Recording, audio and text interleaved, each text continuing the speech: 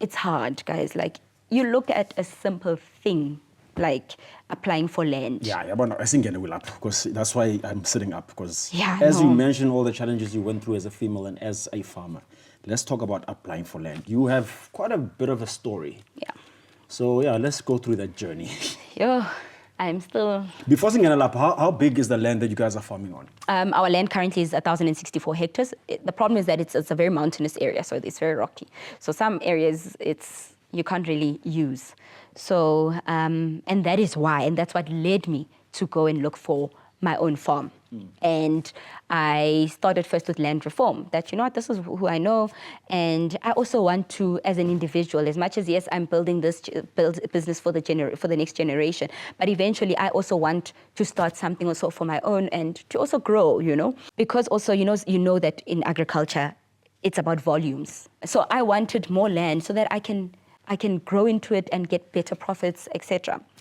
So here we go, sees an ad, and it was 400 hectares of land. Where? Which was, it's actually 19 minutes away from our farm. Oh, snap. So I was like, oh, this is amazing. That's amazing. Yeah, because anything I need, bringing machinery here, you know. What I noticed is that with this land, they didn't say priority women and youth. In my head, I'm like, okay, didn't look at it.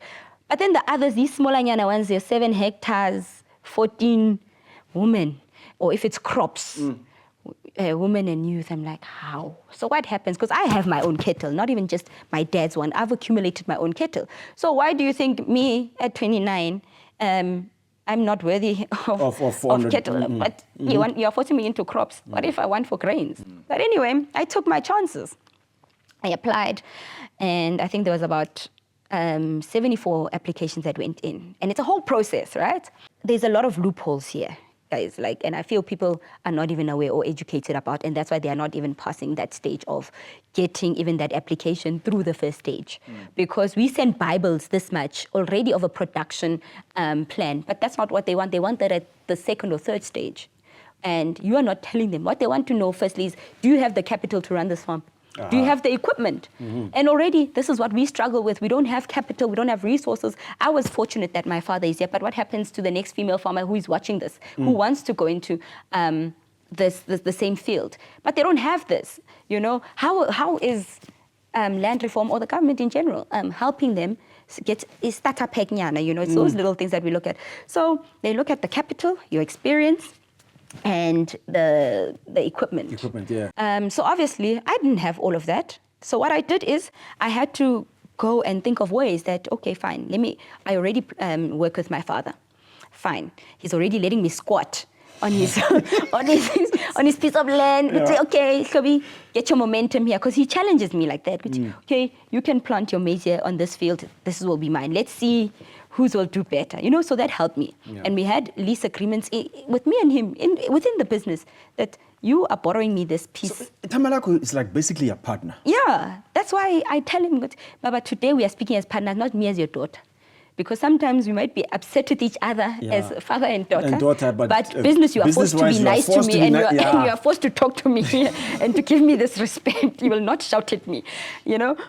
And then I got an affidavit. I got the lease agreement that we have, me and him, and the equipment, the list of equipment. And I was fortunate that my father has double of most of the things, like the tractors, the boom sprays, you know, the planters, the discs. So that was an advantage for me. Okay, now I'm like, imagine another girl who doesn't have all this luxury. He doesn't have all this, bro. You know, okay, fine. But people don't even know that this is what they want. Then you get kicked off first round, you know, and you find yourself applying for land for years. You know, I know somebody who's been applying for 4 years. I applied, I took my chance once, but I went as far as doing the research that I sat there at land reform, and I kept asking everybody who passed, hello, what do you guys want land? I'm like, how does one get land? Like, guys, tell me.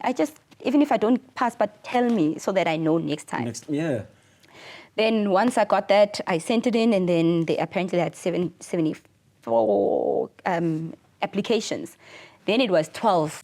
Out of those 74 that you saw, how many were females and how many were your age? I was the only female. And you know, I always say I have think my alter ego is a grown man who's got muscles, who's big, because I do not know where I get this confidence. But I said to myself, hey, I'm going to go there and they will listen to me. And I was the only one, and all of them came in partners, in groups. I went alone. At the second stage, you go and actually see the site, because at the first stage, you are just going according to a description. You don't even know what you're going to see there. Then that's where you see that, these are grown men who have their monies, they have their life sorted. Here's me, and I stood there, and I'm just like, I'm going to have the same confidence as this man, you know what? Because everybody is old, and then after that, they cut it again, because now they need to do verification. And verification process is they want to see what you wrote in that plan, you actually farming, because the issue of Instagram farmers and social media farmers. So they wanted to see that you are saying you are planting. Show us where you plant, because you said you have an agreement.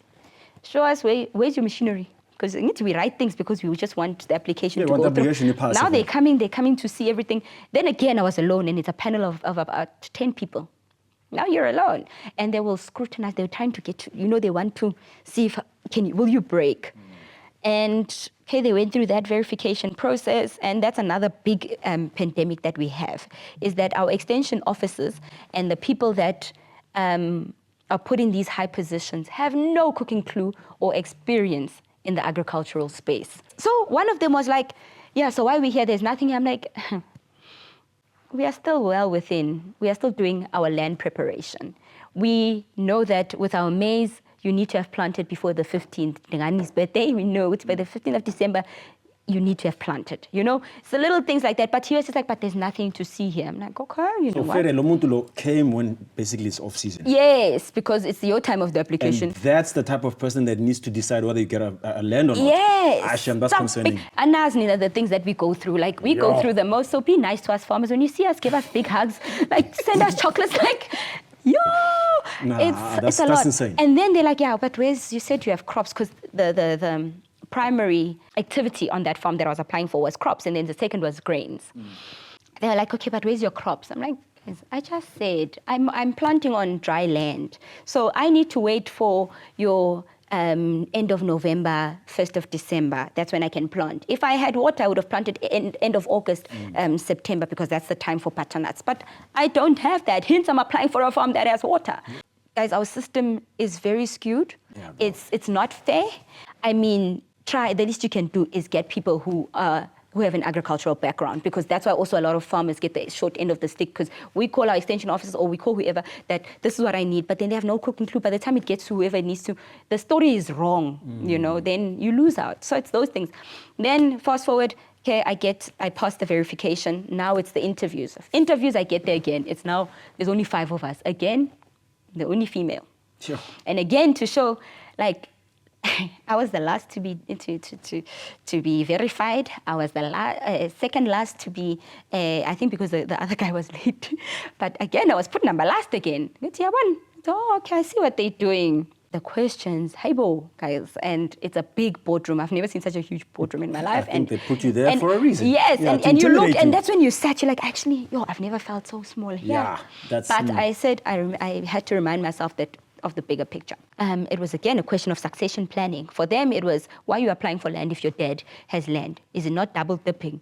So are you saying that because my dad and I share a surname, I'm not allowed to now branch out and start my own thing? So now I'm getting disadvantaged because I have this surname. That's another problem. That what happens if me and you, just because we share the surname, you're a beneficiary, but I want to start my own thing. Of course. So now I can't, because that's one. And who says that my father will agree that I will be the successor next? What guarantee do I have? I mean, I already have 5 brothers. I mean, and I'm the only one farming. But those are the things that I think we need to go back to the drawing board and consider. And we are saying we want the youth to come in, females, we want this, but how are we making that environment for them? And do you think we can't handle it? Like, give us a try. Like, what are you basing it on? So that was, for me, my experience. That's why I can speak on my experience on the land application, not knowing, maybe someone else is different, but from me as a young female farmer, that is what I went through. And those are the things that I feel should be addressed. That, guys, firstly, let's look at the hectares that we apply for and what it's for. I mean, that one, I kid you not, there was 3 boreholes. I don't have my cry for boreholes. Like, even just speaking about it, I get like a lump here.